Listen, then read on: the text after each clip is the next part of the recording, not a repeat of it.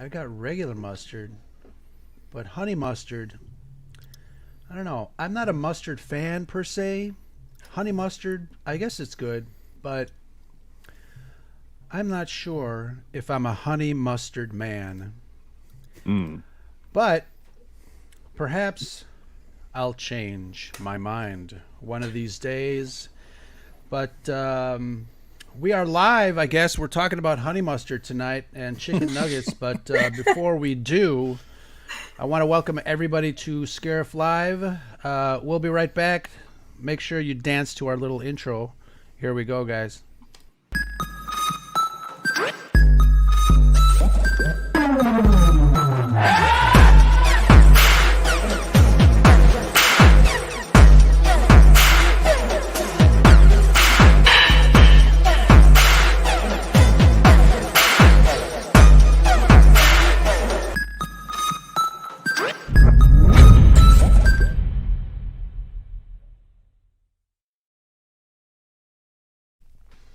Happy May 25th, everybody in the chat and everybody on the panel. Look at these beautiful people. I cannot contain myself at all the wonderfulness that is on screen and the amazing people that have showed up in the chat. Check it out. We've got some new people too.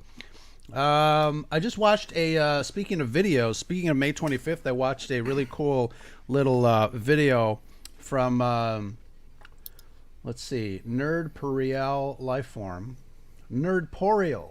Like corporeal. I'm sorry. Anybody want to take over? I'm okay with that. He's into his cups. But absolutely welcome everybody, both on camera and behind the scenes, to the Scariff Scuttlebutt podcast live, Scariff Live, on this wonderful May 25th. It's for me, it's the real Star Wars Day. I know we got a little marketing blitz early in the month with May the 4th, which is always a lot of fun. Everybody is talking about, what kind of what products they have and all the wonderful things that Lucasfilm has bestowed upon us and our wallets, I guess. But May 25th, hashtag where were you? Today, Star Wars is 44 years old. Can you guys believe that? And I know, Shanti, you were kind of giving me some crap that I was rubbing it in. You were born too late. But us old fogies remember it like it was yesteryear. Isn't that right, Steve? Yep. In fact, yep. My mom remembers it very well, so... Absolutely. So first off, I want to do a little singing first because there's a birthday girl in the chat, Rennie, one of our followers, and I'm sure you guys know her. And if you guys can tell, Rennie, if you can tell me, is it your birthday today, yesterday, or tomorrow? But either way, I think later on we're all going to sing you a very happy birthday. And thank you for joining us tonight. But we got Cam Ray in the house. We got Extra Techie. And he didn't want to come on tonight because he would be forced to announce a rebranding. So we're going to kind of keep it on the down low there. But yes, for sure. Oh, man, so many people. Scott's in the house. Thank you, Scott, for joining us. So...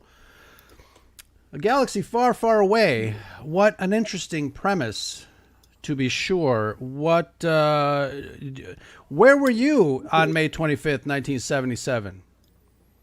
I'm gonna have to bow out of this question. Yeah, Chantel was just a glimmer of hope in old mom's eyes. I'm a 79 baby myself, so I got to bow out too. So you're my brother's age. But what memories do you guys have of watching Star Wars for the first time? Even on, even in the replay, et cetera, the re-release.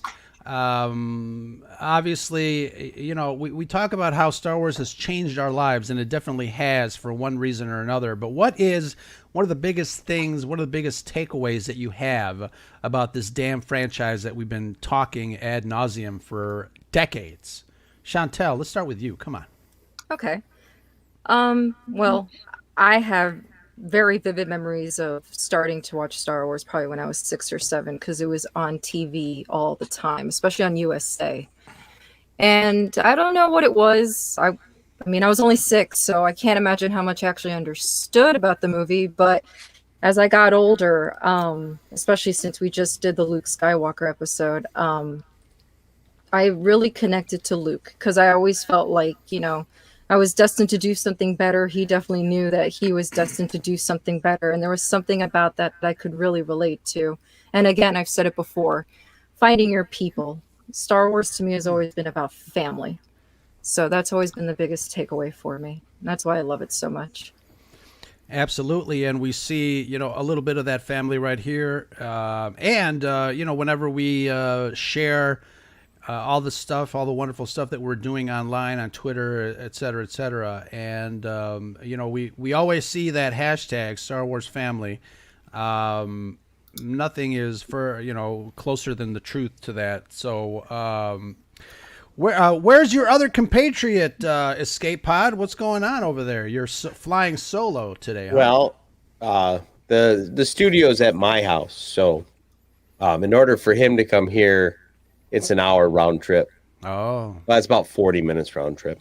And here it's already 9:15, and his workday starts at 4 a.m. So, oh yeah, it sucks. he's like, I got to be an adult. I can't play. But share your initial memories of Star Wars. What was that thing that kind of brought you into the fold? Well, my first experience was in the theater when they reran Empire before the release of Jedi. But I think my first memories of watching A New Hope were, like Chantel said, when they would constantly rerun them on TV. Me and my dad would sit there and we'd watch them all, because they do like a whole weekend. So Friday night would be A New Hope, and then Saturday would be Empire and Jedi on Sunday. And we'd watch them all weekend long. And I don't know how many times we did that. But A New Hope was definitely Friday night with Dad. Very nice, very nice. And who remembers, because obviously when Star Wars came out in 1977, it was just called Star Wars. They didn't add the New Hope until 1981's re-release, when they started adding numbers to the films. But I think I once watched the Star Wars Empire and Jedi all in one sitting. I think it was on TV once, and I didn't get up at all. Not even to go to the bathroom. And then when the end credits hit for Return of the Jedi, I got up, and my legs must have forgotten how to work, because as soon as I got up, I went back down. So it was a wonderful feeling watching the trilogy in one complete sitting. It's I would highly recommend that to anybody. And now we can do it with all the films on Disney Plus. So grab a beer and strap in, babies. Andrew, how about you? You got any memories of good old Star Wars? I mean, the first one I really remember was Return of the Jedi. I was born May 22nd, 1980, so I missed the first two, and my first memories are of Jedi. But I mean, it's such a common answer. It sounds kind of cliche to talk about it, but I mean, everybody, here's kind of talked about it. I mean, it was something I did with family. It was, my dad has always been really, really into it, and it was just kind of something that we did together. And, that's always been the fun thing, because now it's something I do with my kids. Yeah, and Star Wars has always been multi-generational. You share it with family, with sons. I obviously shared it with my son. And then, obviously not just Star Wars special day today, but Return of the Jedi was also released, 38 years ago, I think it was. So, and that's Brad's favorite Star Wars. I know, everybody's got a different favorite one, but yeah, that's pretty awesome. Star Wars family definitely means family when you share it with folks. Steve, what about you? I know your son was doing when I first met you. Your son was doing the podcast with you, and I know Yeah, you guys were talking about that. he might actually be on here in a few minutes. Oh, good. But yeah, the first memory I can remember me and him watching Star Wars was I took him to see the 3D release of The Phantom Menace. And Okay. but as far as myself, my first memory is, if I remember correctly, I saw the first Star Wars: A New Hope on TV because I never saw that one originally in the theater. I was alive. I was 5 years old, but I don't remember it having even been on my radar. But we watched it on TV. But the first one I saw in the theater was Empire. That's my most vivid memory, is watching that in the theater. But yeah, I mean, that's ever since Empire. It's kind of not looking back now. I've watched them all in the theater. Pretty huge fan, of course. And I've kind of, like I said, passed that on to my son. Yeah, absolutely. Again, it's just a wonderful thing to be able to see Star Wars through, family's eyes, through your son or daughter's eyes when you introduce them. It's just something special about that. It's pretty cool. So, Aaron, what was that one thing that clinched you to come over to the nerd side when it comes to Star Wars? So I'm probably the youngest person in the room. But I did first see the original trilogy. This is probably 2003, 2004. I was an exploratory youth, and I discovered the VHS releases of the original trilogy. And I brought it to my parents. I'm like, what is this? And they're like, you'll probably like it. My God, how right they were. It was something close to a religious experience where I was just swept away with the adventure and the romance and just feeling like you're caught up in something bigger than you are. And then I learned episode 3 was going to come out the following year, I believe. And so I ended up watching Phantom Menace, then Attack of the Clones, and then got to see my first Star Wars film in the theater with Revenge of the Sith. And it just blew my little mind. Yeah, there's like I alluded to, there's something magical and mythological about it, especially the original trilogy, that really impressed my impressionable young mind, where it just captured my imagination in a way that not many other media franchises have, and it's something that stuck with me and continued until this very day. You mentioned something. You mentioned how these stories are just magical, and it is kind of a religious experience. I talked to a lot of people about my love for Star Wars, and for the most part, I have friends that feel the same way. I also have friends that just don't get it; they don't understand, and I find that fascinating. Obviously, being on this side of the fence. But obviously they respect what I like, and et cetera, et cetera. But what is it really about the magic of that seemingly simple story of a farm boy, and we all talk about the hero's journey, et cetera, et cetera. But who wants to talk about just how simple it is and why it plays on our psyche on the deepest level enough for us to be talking about it still?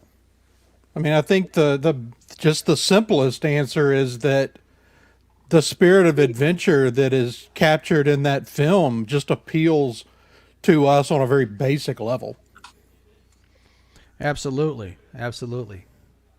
If I can add to that, I think particularly, it was a ripe time for me when I first saw it. I was maybe 9, 10 years old. My parents had divorced a couple of years prior, and I think it's common for kids, especially at that age, to be like, "Oh man, my life sucks, and I just wish I could, get away from it all." And it really tapped into that for me, where it's like this just ordinary kid who knows nothing about the world can suddenly, given the right opportunity, rise into a place where he could be the hero, and that called something in me that I think has been addictive in some ways. But also, it's like, yeah, no matter where you are, where you might find yourself, what situation you might be in, there's always the opportunity for you to do the right thing and to help out the people that you care about. And that's something universal that we can all relate to. I think Aaron hit a really important point. George was really wise to give Luke or put Luke in the position of being that young adult who is quite sure that they're ready to go out and be their own person and still be stuck in the confines of the family structure. So anybody in that, I don't know, 13 to maybe even 20 years old range at the time is going to identify with that exact feeling, and you're hooked right away. And that happens in each trilogy. Mm-hmm. So when these new films are introduced to a new generation, they experience that same fishhook moment because he wrote it 3 times. Well, not Rise of, or I'm blanking it. Force Awakens. He didn't write that, but. And that's the thing that a lot of people, I guess, miss the point on. There's, now that we're decades into this franchise, it's not just Star Wars Empire and Jedi anymore. We've got obviously the prequels, we got the sequel trilogy, we got all sorts of properties that tell one part of the story, whether it's in comic books and animation, et cetera, et cetera. There's something in Star Wars for everyone that pulls people into the Star Wars family. And I, as much as I don't like the sequel trilogies personally, I know there are little kids out there that look on that trilogy in the same way that we looked on the original trilogy, and I get it. But it's Luke Skywalker somewhere up here said something about respect and understanding, and I know that I think the fandom needs a hell of a lot more of that. But one of the things that I love to do is just kind of discuss, why do you like Star Wars, or why don't you like Star Wars, or what is your opinion on this, and what do you have to offer? How can we build on this relationship that Star Wars brings us together? What do you guys think about that kind of that bridge, that connective tissue between all fans? Because we understand that there's fans of all sorts out there. We see it every day. Some of it is bad, some of it is good, et cetera, et cetera. But when it comes down to it, when Star Wars Celebration came to Chicago, I was a little fearful because there were a lot of rumors and talk online that, it was going to go kind of south because the people that really hate, new Star Wars were going to be there and things were going to go in flames, et cetera, et cetera. So I was hearing stuff like that. But when you actually get there, it's infectious. It's like Aaron said, it's addictive at how much you just let yourself go and just have fun because of this space opera. I mean, what do you guys think of that? I think everyone needs to stop trying to be right. You know what I mean? Like, just take it for what it is. I mean, we love it because at the end of the day, it is a movie. It is fun. It's entertaining. Like we've said, it's adventurous. So I don't see the need to argue like this. You know what I mean? Listen, I don't particularly like this.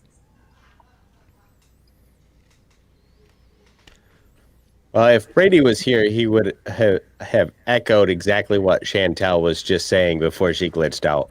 That's very in line with his personality. Yeah. Absolutely. So Chantel, you froze out, but I think we're all in agreement with what you're saying. And then Aaron, I know we were at Celebration Chicago, and C2E2 obviously that spans more than just Star Wars. It spans all fandoms, but it's very interesting to see fans of all ages just enjoy the franchise and enjoy geekdom. I know was it today? I think Todd had mentioned something in the chat regarding it's also National Geek Day or something like that.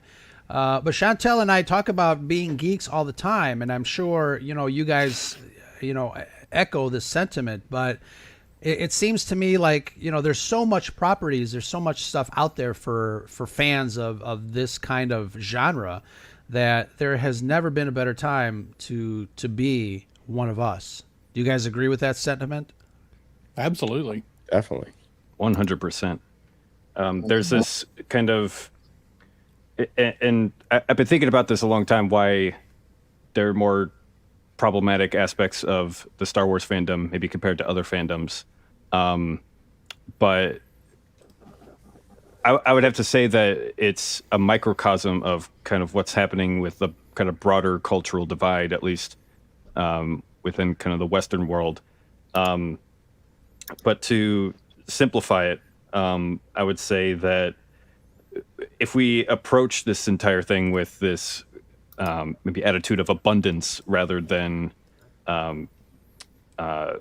things being deprived from us, I think we would find a lot more common ground. Because if you believe that there's some Star Wars out there for everybody, and there's something that you're gonna like no matter who you are, where you come from, and that you could share that with other people, then it's gonna have a lot more positive and beneficial of a mindset for you and for everybody that you interact with. And it's just easiest to see that at a convention when it's a bunch of live human beings under one roof, and we get to see each other, and everybody's different, but we're all kind of gathered under the same umbrella. It's like, wow, like no matter how different we are, we can all find the same things to really like and appreciate. And if we instead approach it with an attitude of deprivation, like something's being taken from us when, or like a zero-sum game, like if somebody else is included in the fandom, then suddenly like what I have in the fandom is being taken away, that just fuels the dark side, to put it bluntly. It rewards those kinds of mindsets and behaviors that I think we'd be better without. Yeah. That's one of the reasons, or that's one of the times that I really love fandom, is that when everybody just, I love this part of the franchise, or I like this part of the franchise, and we all kind of like revel in the fact that we each have our own thing to love, and we don't have to love everything about it, because there's different grades of fandom. Especially with a franchise that spans so many years and so many properties and so many stories now at this point, but and multiple generations too. Absolutely, yeah. I mean, because that's kind of the thing. It's like we talked about. One of the first things we talked about was how Star Wars appeals to such a huge range of people. So of course we're going to butt heads some. It appeals to people that are completely different. And you travel just around this country and people are different culturally from region to region. And this story has something that appeals to our basic human natures and needs. And it's just the thing I always try to remind myself when I disagree with somebody about it is it's just like any other piece of art. You filter it through your own personal experiences. And so the thing I always try to remind myself, when somebody likes something that I really don't, I go, they're looking at it from an entirely different perspective than I'm looking at it. And it's not up to me to tell somebody else how to feel about it. Sure. Mm-hmm. And that's the wonderful thing about a lot of our shows and a lot of the podcasts that we listen to. And again, this franchise has been around for a long time, but we each take a certain element of either the storytelling, the characters, the motivations that, really, I'm surprised that we lasted as long as we have, kind of analyzing everything, over and over again, but just in a different take. And that's one of the reasons I love the fact that we're all here tonight, obviously, but the fact that we do what we do, and find, the love and the passion to talk about the franchise, and all the fandoms. It's really cool. It's commendable, I think. I'm going to get Joey in here, who is also wants to talk a little Star Wars. Let's see if there he is. I'm here. I exist. I'm actually here. I've been having Excellent. technical troubles for literally 10 minutes. And I just had to see. use my phone. So hi. So we're just chatting about first memories of Star Wars and what element of the franchise brought you into the fold. Okay, What first can memory of you Star add? Yeah, what can you add to our conversation? I here? think my first real memory of Star Wars is me being really little and my dad showing me Star Wars, and all I remember from that experience is Darth Vader.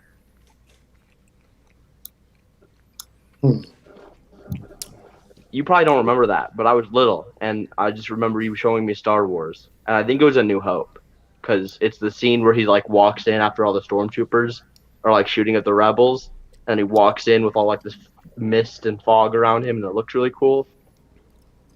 See, and I thought your first memory would have been seeing Phantom Menace in the theater.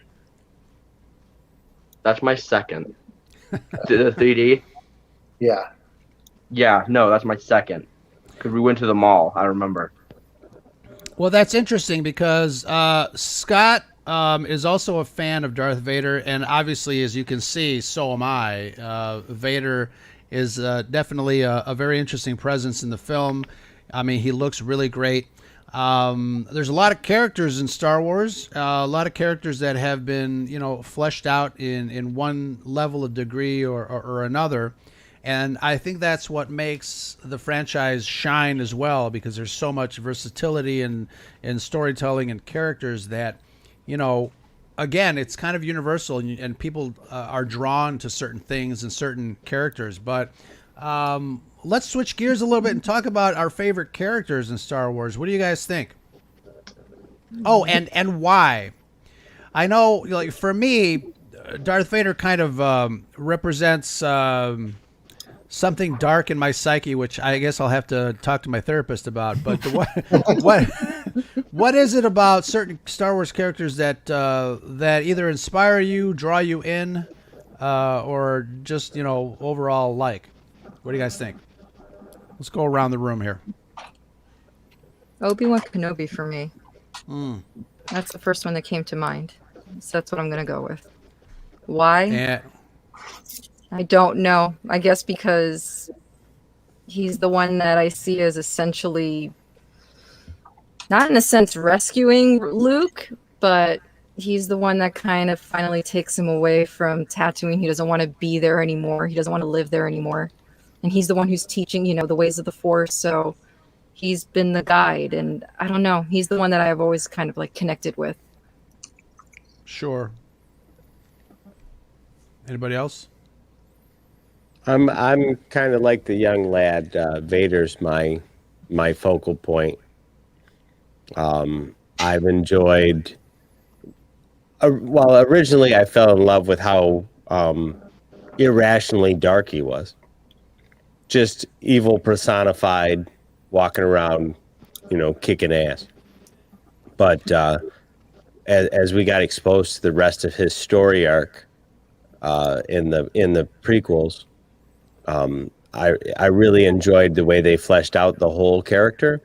I know some of the people have watched episodes of our show. They know how I feel about Jake Lloyd. I won't rehash that.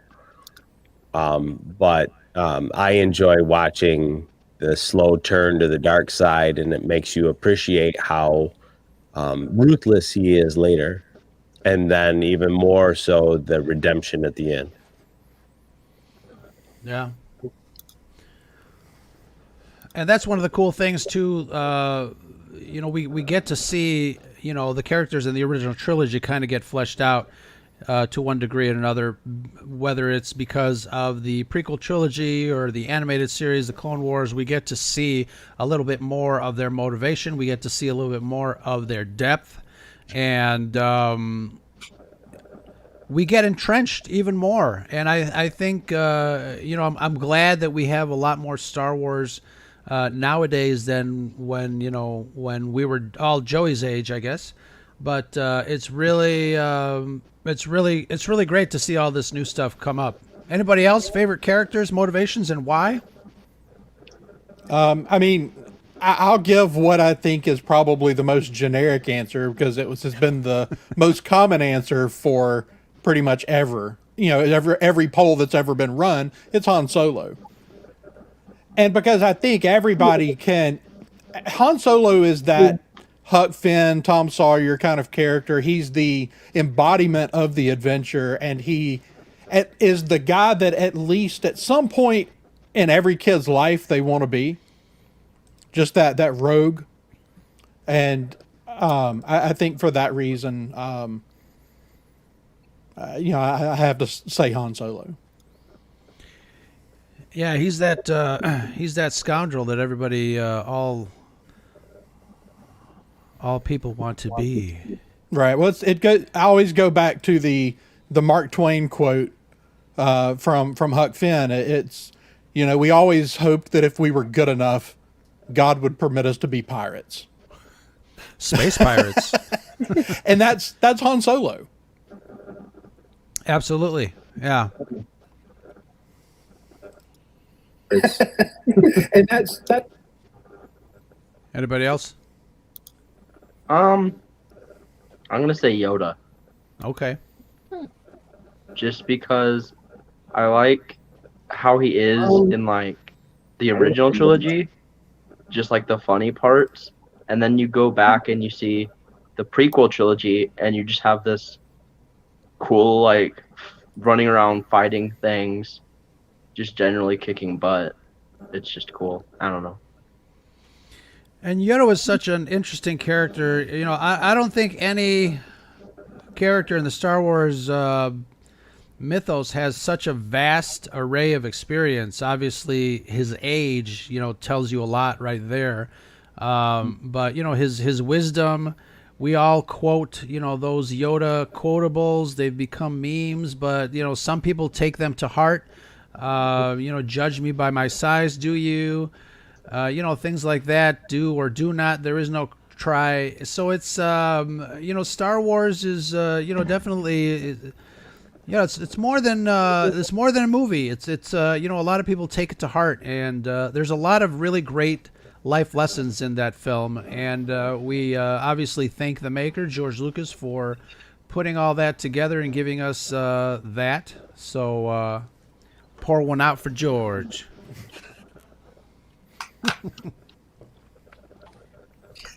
I didn't know we were bringing cups.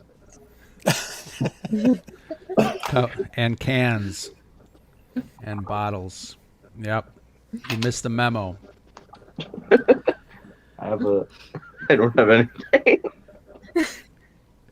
I have a water Come bottle prepared halfway next across time. my room. Next time. So, what else? We obviously, we're spanning 3 trilogies here and some spin-offs as far as the films go. But, Star Wars is probably going to live on for many, many years, even before we are gone. And that saddens me because I want immortality in order to experience all Star Wars. But unfortunately, that is not the case. Are there any upcoming Star Wars properties that you guys are really itching and can't wait to see? I don't know when we're going to get the next movie, but we obviously have some new stuff coming down the pipeline. What are you guys excited about in the franchise? The Acolyte. The Acolyte? All right. Yeah, because I really like the Darth Bane series, like the book series, and I really want to see how they do the Sith in this new canon. Sure. I'm looking forward to Andor. Same. Of course you are. Me too. I think it's I think Andor is set in a time period that I'm most interested to learn more about. I love, that time period where, it seems like the Empire is at its peak, or, slightly off center of its peak. But I think I love seeing all that stuff, and Rogue One definitely gave me a great insight into the world of Star Wars during that time frame, and I'm looking forward to seeing more of that. Yeah. Similar to Solo, I got a glimpse of how the Empire kind of works its thing with the criminal underworld. Those things are elements of this timeline that really intrigue me. But absolutely. I'm You know, super the- excited to get into Ahsoka. Oh yeah. I Yeah. want to watch her hunt down Thrawn and Ezra. Do you guys think, speaking of Ahsoka, do you guys think that they're going to be bringing in anything from the Timothy Zahn original books into play? Or do you think they're just kind of starting from scratch and then just kind of playing it out just to see what happens? I mean, with Filoni's involvement with these properties, he's always looking for excuses to bring in old lore. And I appreciate that about him, that if he has an opportunity, he won't do it just to do it necessarily, but if there's a good place to insert old lore, he'll do it. Yeah. If we know anything about Filoni, that's absolutely true.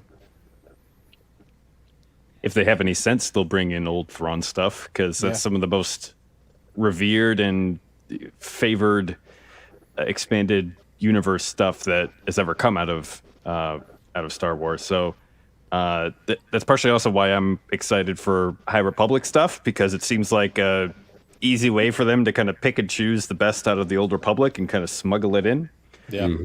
And as long as they're doing that, I don't really care that much why they're doing it. But let's just get some more of that, because there's a lot of great stuff in the expanded universe that they kind of put on a shelf, but now they're like, oh wait, maybe those were good.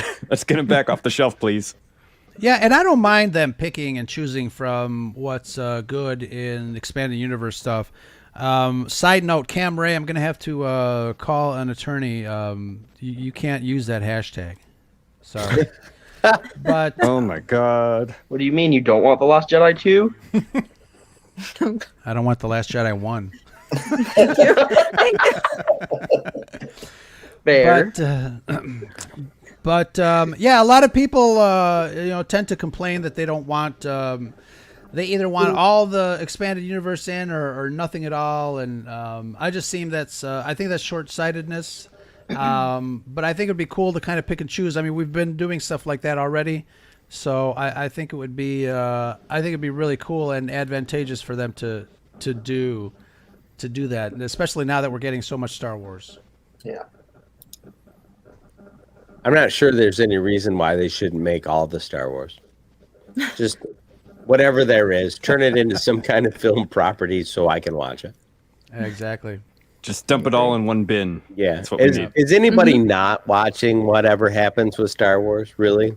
I mean, is anybody saying, no, that's not for me? No. People that like Star Trek. I think they're watching. They just don't want to admit it. No, I think so. Yeah. That's fair. That's an interesting thought though, because I'm in another group chat where people are not watching The Bad Batch for whatever reason. They're wrong. They are wrong. Yeah. I do believe they're wrong. But again, it could be like they want to be part of the cool kids and say, yeah, I don't watch that stuff. That's cartoons. I don't need to watch that. But I like that one because they're kind of showing an era that we didn't necessarily see yet. We're seeing the formation of the empire, like how it came together. yeah. Mm-hmm.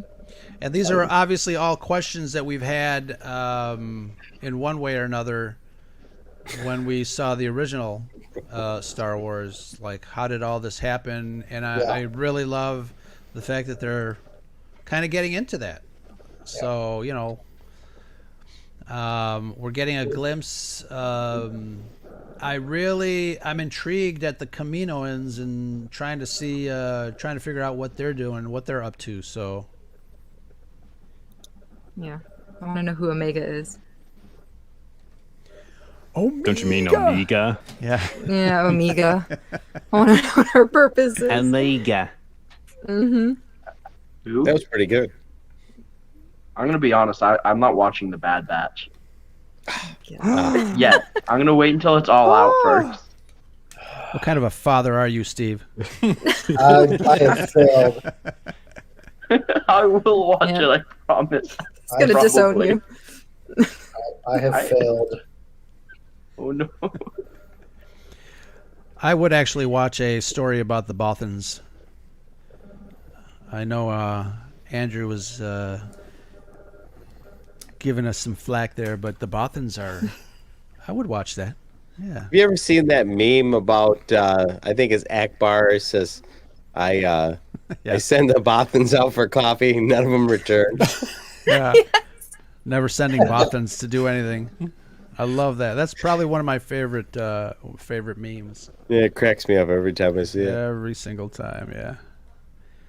So, what else? Oh, Extra Techie says he's not a fan of Bad Batch. That's okay. What? I can respect that a lot more than I'm not watching it. Right. I will watch it. I Teach promise. Oh, I believe in you, young Jedi. I'm just saying, to go, well, I'm not going to watch it because reasons. Right. I don't respect that. Check it out. If it's not for you, check back out. I even watched Resistance. I like And- Resistance. believe And it or only not. because, I mean, obviously it was Star Wars. I wanted to see what it was all about. But I had, at the time, my son was age appropriate. So, we watched it. It had some very interesting nuggets in between all the goofy little kid stuff. A lot of, some serious tones there, especially during season 2. As again, as the viewers get older, they the change, it shifts. It had its moments. Yeah. I'm not gonna Resistance- watch Two of that. them, but it had its moments.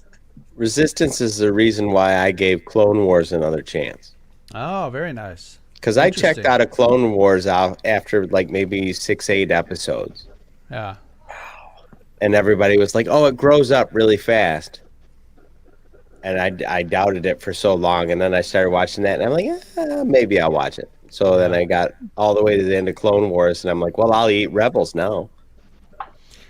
Yeah, it's the animated stuff in Star Wars is some of the best storytelling out there, and I don't say that lightly. It's just interesting stuff where they go, where they end up, and it definitely does give the prequel trilogy. It gives it new life, whether you want to believe it or not. I think it does. I was never a prequel hater, but it definitely gives new life to the prequel trilogy for sure I because would of the love to stories see there. an animated version of Lost Stars. Yeah, Yes. Yes. I agree here. That's Honestly, though, if I could have any animated series, if I could just choose any animated series to have, I would follow Luke for the first 5 years after Return of the Jedi. absolutely. Yeah. that sounds Yeah. good too. Yeah. That's a good one. I mean, Mark Hamill can still do the voice. Absolutely. He's here. He's around. I think that would be amazing. I think that'd be great. And they don't have to worry about CGI Luke or Sebastian Stan Luke. I think once again I think they're dropping the ball on that. But Well, what? there's all that talk I'm gonna- about Jedi Academy. Yeah. So maybe And, that's what it is. Maybe they just didn't they just what do you call it? Copyright that Mm-hmm. recently? Yep. Sure did. Yeah. Let's get Mike from Wookiee Radio in the chat here. Mike, thank you for joining us on Scare what's going Live. on? What's going on, man? We're talking a little Star Wars, a little trade disputes in the Outer Rim territories, And chicken nuggets.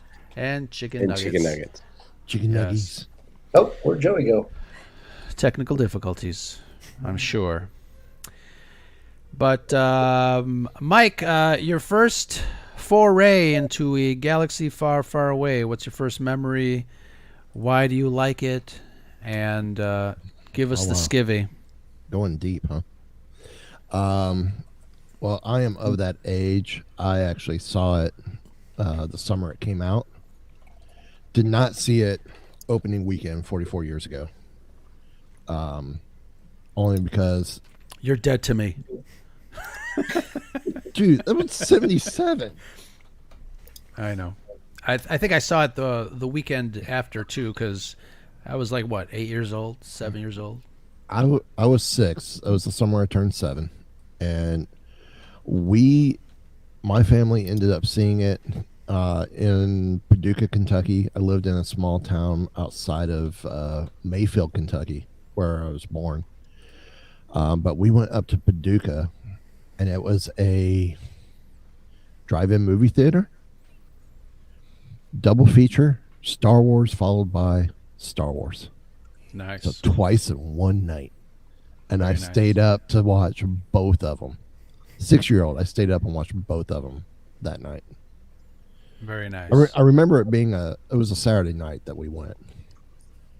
But that's about all I remember. That and just watching both films and being mesmerized and awake the whole time.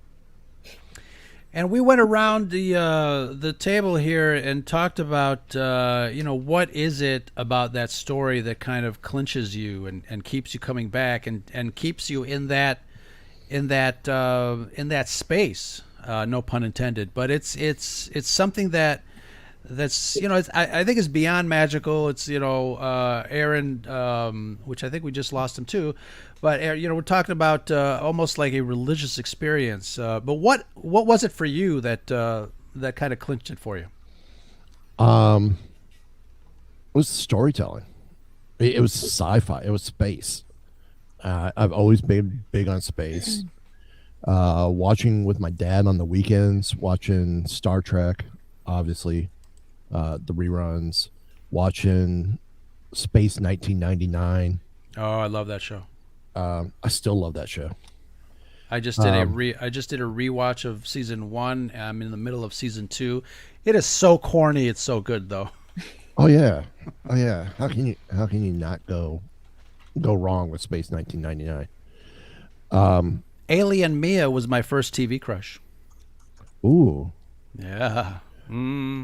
But sci-fi in general. I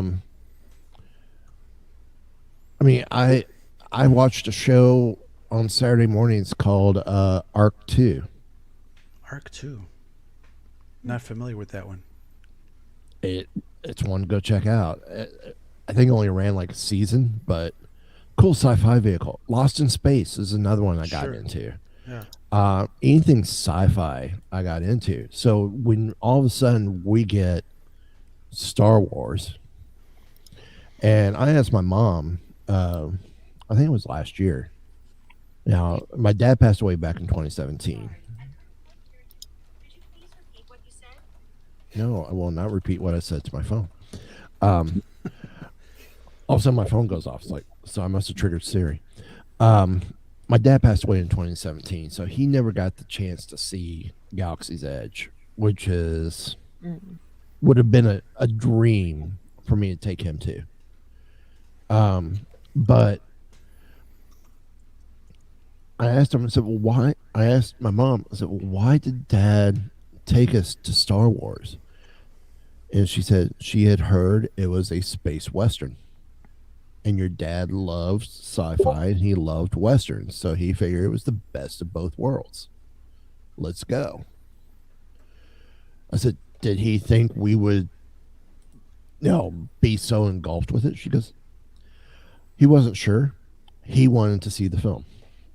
It piqued my interest, so we went. You guys just got drug along because you were kids. Okay, cool.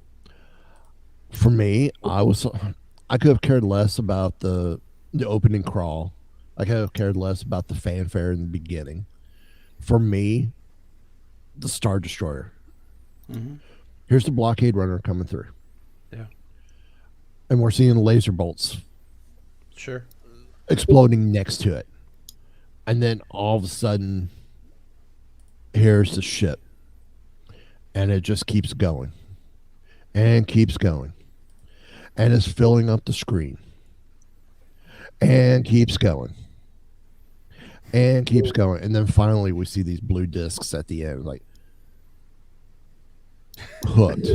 Yeah. Absolutely hooked. Yeah. And then once they board the ship, the battle was cool. Then all of a sudden, out of the smoke, enters Vader. Is one that you knew right then and there. That's a bad guy. You don't want to mess with him ever. And sorry, to me, Vader is the top movie villain ever. Yes. No, I can't think of any other character that commands that type of, he's the villain when they first appear on screen, like Vader does. And that's one of the magical things that George Lucas did. That's instant, recognizable element of the story, of the fable, if you will. He used these just very, what do you call it? These tropes, these story elements to just tell the story visually. And he's always, George Lucas has said a lot of things about the movies, and he always says different things at certain times. I heard him say that Star Wars is a silent film, and for the most part, because of the fact that it is kind of a homage to the the old Buck Rogers and stuff like that. I definitely see that. But yeah, Darth Vader, I mean, again, we talked about it earlier. He's one of the most iconic, if not the most popular villain or character in science fiction to date. Yeah, But of course, one of the things we haven't actually touched on, though, with that is, like you're talking about, it is very visual in the way that Lucas presents the story, but then the magic of the elevation of John Williams' music, oh yeah, where it's he the whole gives package. you right because Williams gives you all these little clues as to what is actually going on, and he fills in the gaps, and what the visual storytelling may or may not tell you, John Williams fills you in. Absolutely, and I think that's one of the things that I love about not just Star Wars, but I think anything that uses John Williams music. I mean, I see it happening in Indiana Jones. I see it happening in a lot of the Spielberg films, but it's like I said, it's the whole package. It's the whole narrative, cinematic, view of telling a story that uses all the senses. It really is. It's almost magical beyond explanation. You're talking about a movie that changed film forever, Right. and it changed the world forever. It changed pop culture forever. Absolutely. And a lot of we say that to a lot of folks, and they I guess they think it's hyperbole, but it's so true. I mean, besides the technical aspects of the film that George and his team at ILM, introduced to the filmmaking community, from a storytelling element, it's monumental. It cannot be overstated. Yeah, very much so. And it's funny that Andrew brought up the music. I always forget to bring that part up because I'm such a musical person. And to me, I've always said music and movies have always gone together. I feel like you can't exist without it. And for me, I've always said that a large percentage of what makes Star Wars so special is John Williams' music. And it kind of does separate it from other sci-fi movies too, because it's so much more classical. And for me, as someone who used to dance ballet, it's almost like a ballet to me. That's how I like it. That's why I like it so much, is because it's actually not super sci-fi. And I think that's actually what makes it so universal. Like, I'm not a huge Star Trek person because of that reason. It gets a little too sci-fi-ish for me. I like Star Wars because it can really appeal to anybody, whether you're a nerd or not. Right, because it's a fantasy story, and Lucas It is- dubbed it science fantasy. It just And happens it's- to be set in space. Yeah, Right. But that, talking about the music, one of the things, if you've never read, if you can get your hands on them, read John Williams' notes on each piece of music the notes that he took while he was writing them for why he made certain choices. It's fascinating to read directly from him what he was feeling when he wrote those pieces. Right. Well, and the thing is, it's not just Star Wars or Indiana Jones. Look what he did with Superman. Look what he did. I mean, that's the with thing. He's Jurassic elevated everything he's ever been a part of. He's elevated, Yeah. and that's all the way down to things like Home Alone. Yep. One of my favorite soundtracks of his that's not Star Wars or Indiana Jones is Empire of the Sun. Yeah, Oh yeah. Oh yeah, Amazing soundtrack. definitely. I It's haven't thought that- about that in years. John Williams is definitely an artist that, you can close your eyes and just listen to the soundtrack and you can see the movie, in your mind. And that definitely says something about him and his talents. There was something else I was going to say about that. There's one thing that happens in Star Wars. It happens again in one of the Raiders of the Lost Ark. So when Luke Skywalker is about to go into that second run on the Death Star trench towards the end of Star Wars, that entire sequence is sound effects and dialogue. There's absolutely no music, and it's so exciting. And again, kudos to the sound designer, obviously Ben Burt, who was another an amazing talent.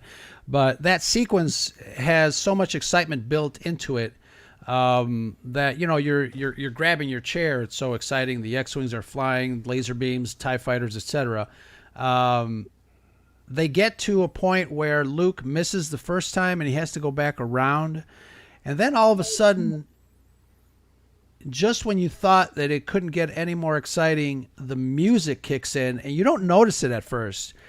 I'll invite all you guys to go back and watch that sequence, and the second that music hits during the second Death Star trench is no holds barred, man. That's super exciting, and again, just a tribute to how Lucas decided, you know what, I'm not going to put any music during the first part. I'm going to let the dialogue and the sound effects kind of delegate what's going on. And then I need to build excitement even more so here, and that's where I'm going to start my music cue. And it's amazing. There's a sequence during which Indiana Jones was it where? Oh, it was Last Crusade with the tank battle. That entire first half of the tank battle is just dialogue and sound effects. And then it kicks in with that John Williams Raiders of the Lost Ark march during the last half, and it just kicks it up another notch. And I don't know if that's John Williams suggesting it, because obviously Spielberg with Raiders and Lucas with Star Wars, but it definitely, there's a connection there between the music and the action, which I think is fantastic. I could have sworn with the first trench run, and I'm going to take your challenge, go back and listen, only for my own sake. But I could have sworn there were strings underneath, very, very faint,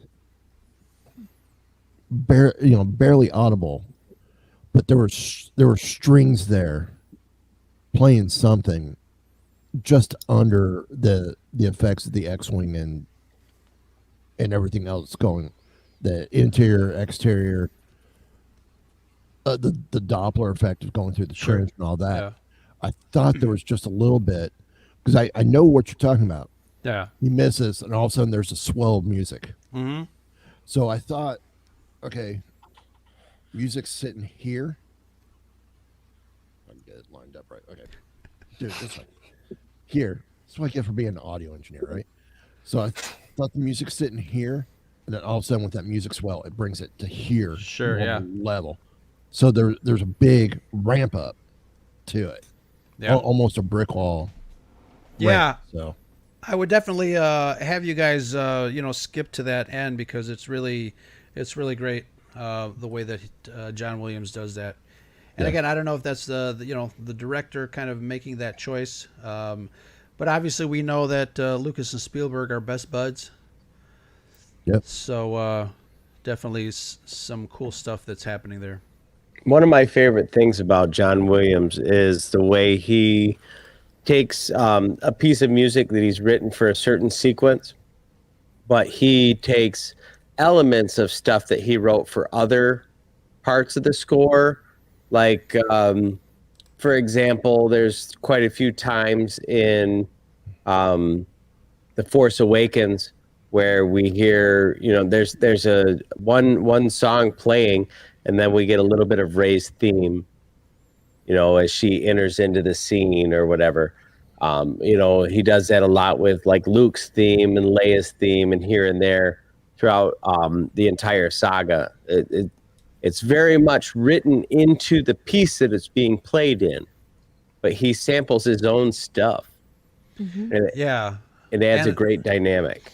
And again, that's one of the other ways that I as I mentioned earlier, that you can close your eyes, listen to the soundtrack, and just see the movie in your mind, and because it gives you it's kind of genius. And I don't know if movies did this before, but each character has its own theme.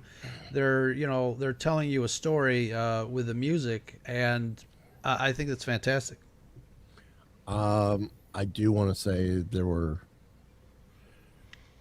were other songs or other movies that characters had their own songs.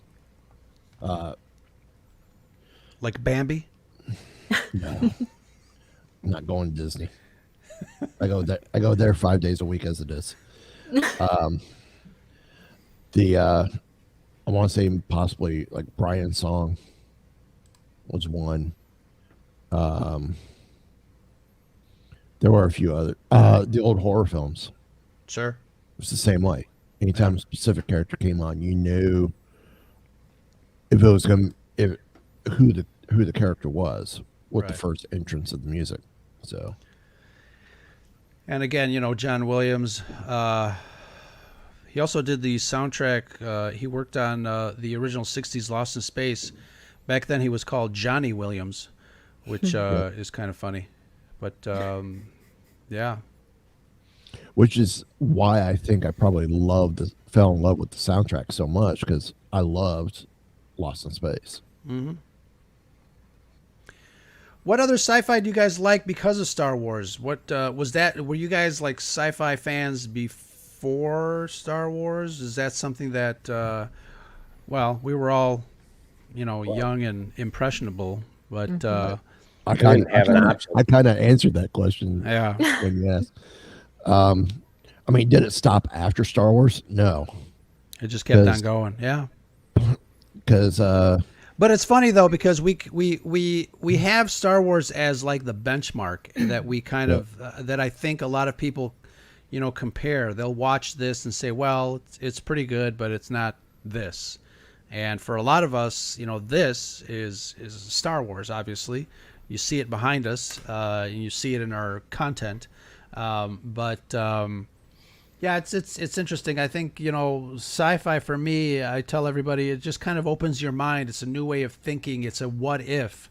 And it's not your usual travel from here to there Right. in a certain line. It makes me go like this and thinking. It's a lot more gratifying, I think. here's the fun part with Star Wars. It was so impressionable on us. It's up here. Mhm. Whereas the film is actually here. It's if you look at the film as an outsider, which is hard to do, it's an overrated, mediocre film. But it captured our hearts so much. That's why. No, it's glorious, if that's the term you want to use. So It is, Mike. That's the term I want to use. It's glorious. It's glorious. Thank you, Robert Roode. But you look at the prequels, that generation, the prequels feel those films are better than the original trilogy. Whereas those of us with the original trilogy, no, you're not going to top the original trilogy. We look at us OT folks, we look at the prequels as, well, this is mediocre. That generation, no, that's awesome because that's their first experience for something that massive sci-fi, Star Wars wise, in the theater. Yeah. Same thing with the new generation watching the sequels. It's, I asked my daughter. My daughter has seen of the episodic films. She has seen 4 of them in the theater. She's in Empire and then the sequel trilogy. I asked her to rate those movies in her mind. She does Force Awakens first, which I'm not surprised because that's her generation's film. Sure. Empire second. Last Jedi third. Skywalker fourth. Well, it's interesting. Or Yeah. he's seen in the theater. Right. Yeah.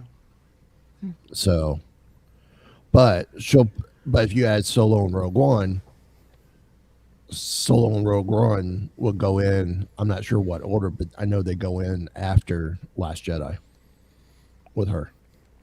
Yeah.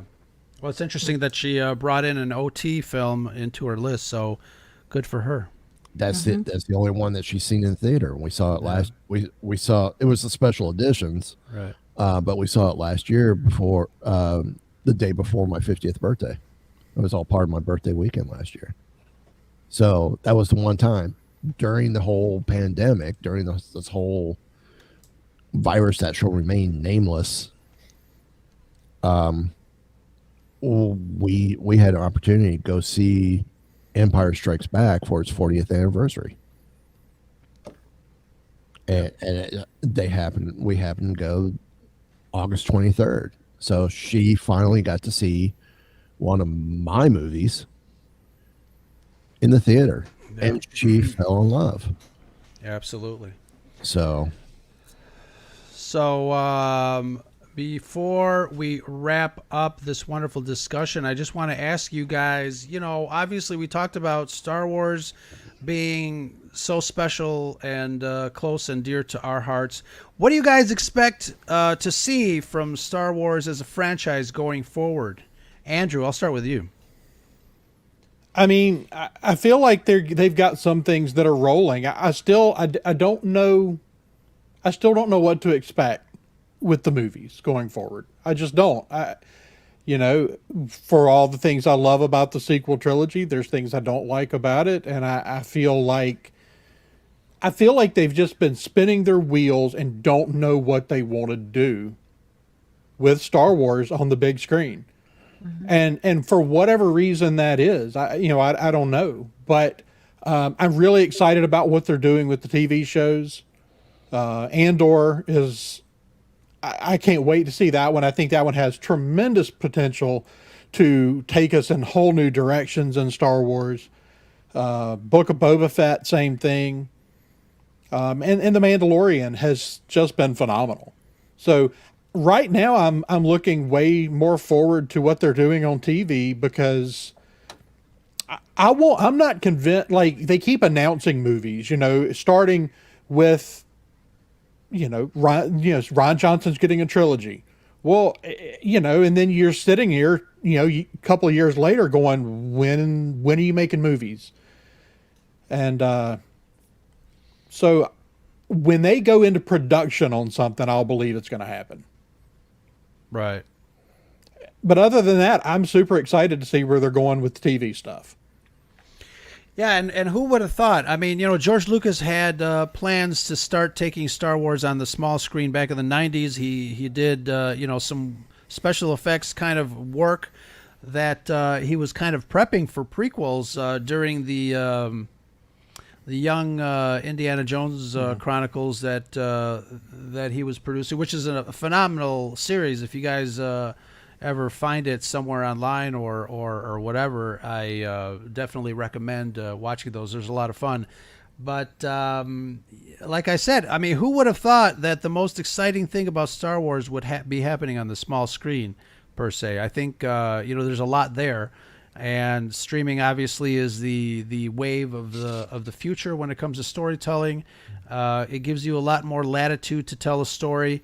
Probably better than your usual 90-minute, 2-hour movie.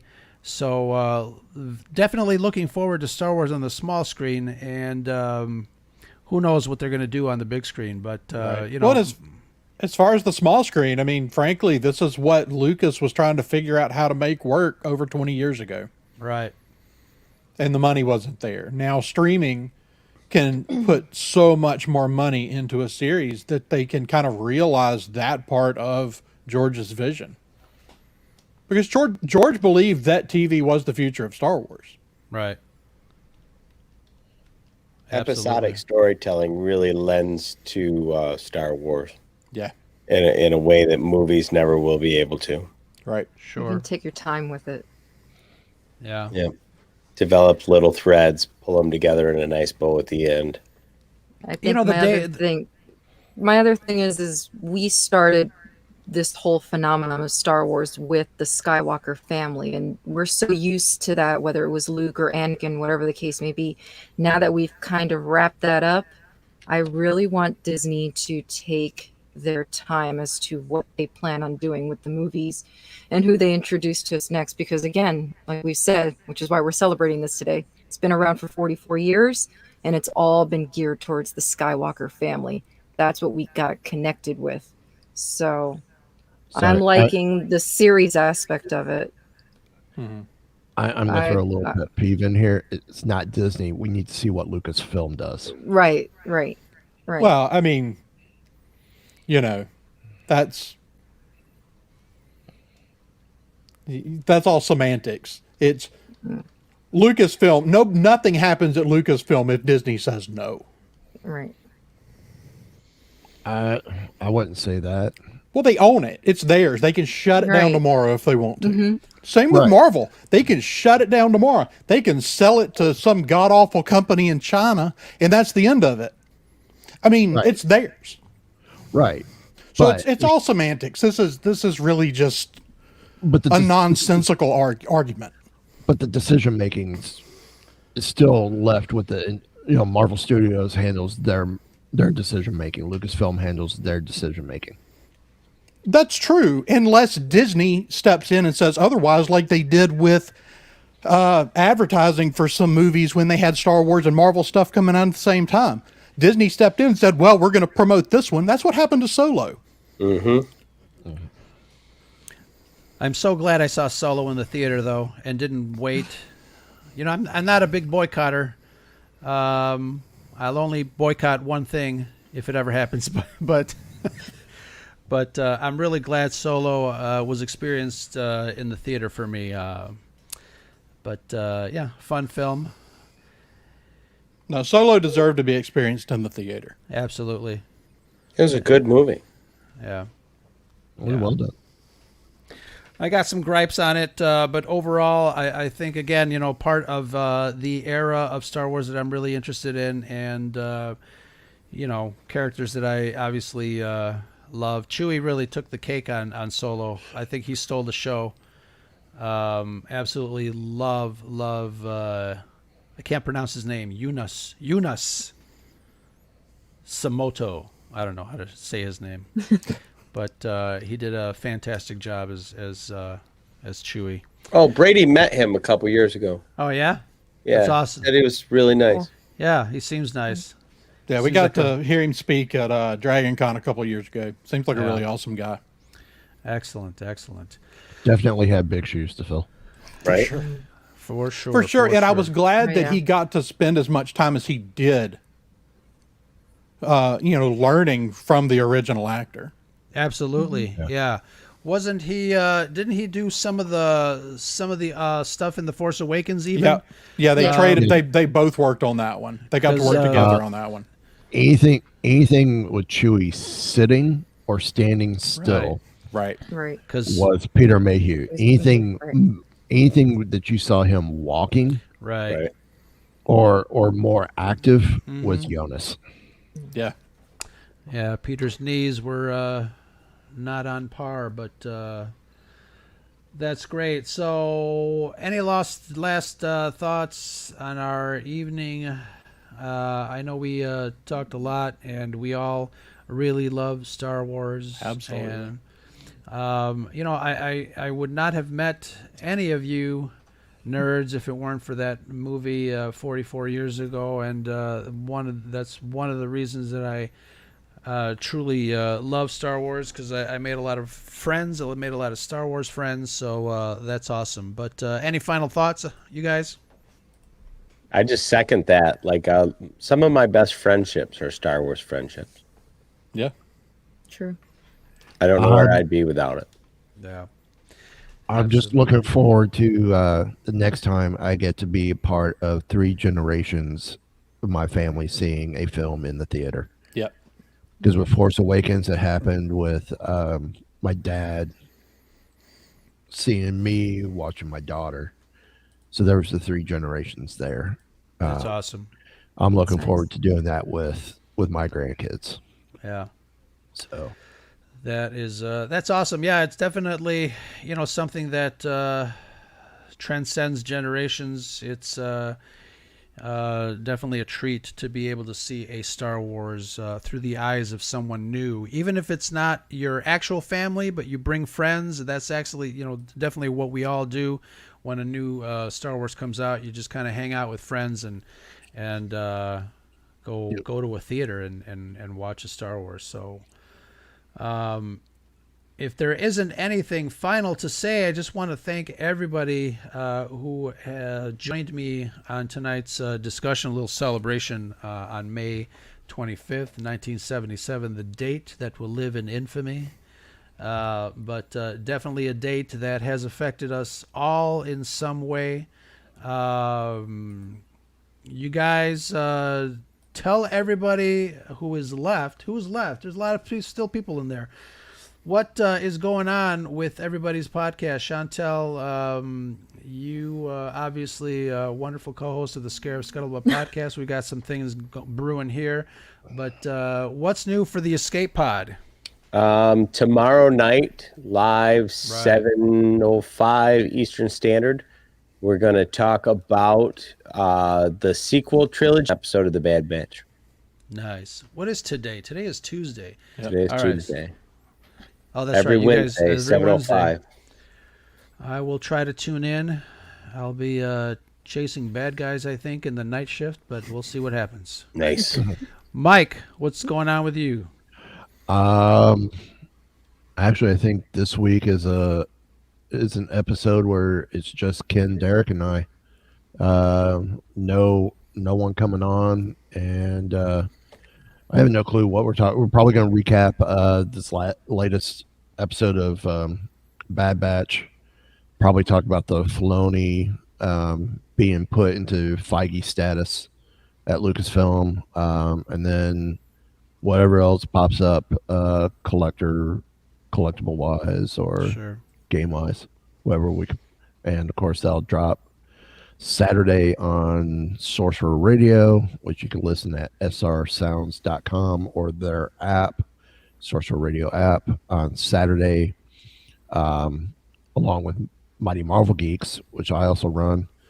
Those 2 shows appear on Sorcerer Radio Saturday night starting at 7 p.m. Eastern. Then they drop usually either Sunday or Monday, most likely Monday this week because I got to work my daughter's dance recital on Sunday. So Monday, the 3 shows will drop, Wookiee Radio, Mighty Marvel Geeks, and Weeby Geeks. Awesome. And Andrew and Marisha, you guys were so wonderful with me last time. We were talking fact versus fiction on our latest Scarif Scuttlebutt podcast regarding Raiders of the Lost Ark. Really enjoyed that. But what do you guys have brewing next? I mean, we've got a lot of episodes still coming out. I've got 6 episodes just sitting that I'm trying to get edited and out. Real life has gotten real busy, and I'm probably busier with work than I've been in 4 years. Wow. And so I'm a little bit behind, but there is stuff coming. And of course, we're looking forward to getting back to some more Indiana Jones with you guys. That would be awesome. I love talking Indiana Jones. I think it's my second favorite franchise that I am a fan of, Raiders of the Lost Ark and the rest of the Indiana Jones movies. But again, thank you everyone in the chat who joined us on our Scarif Live discussion about Star Wars, movie that we all love. This is Ro on the Scarif Scuttlebutt podcast. Check us out wherever you get your other favorite podcasts. Chantel, you want to take us out? And that's the Scuttlebutt. It is. It's true. It's the Scuttlebutt, everybody. Thank you very much. Have a great evening.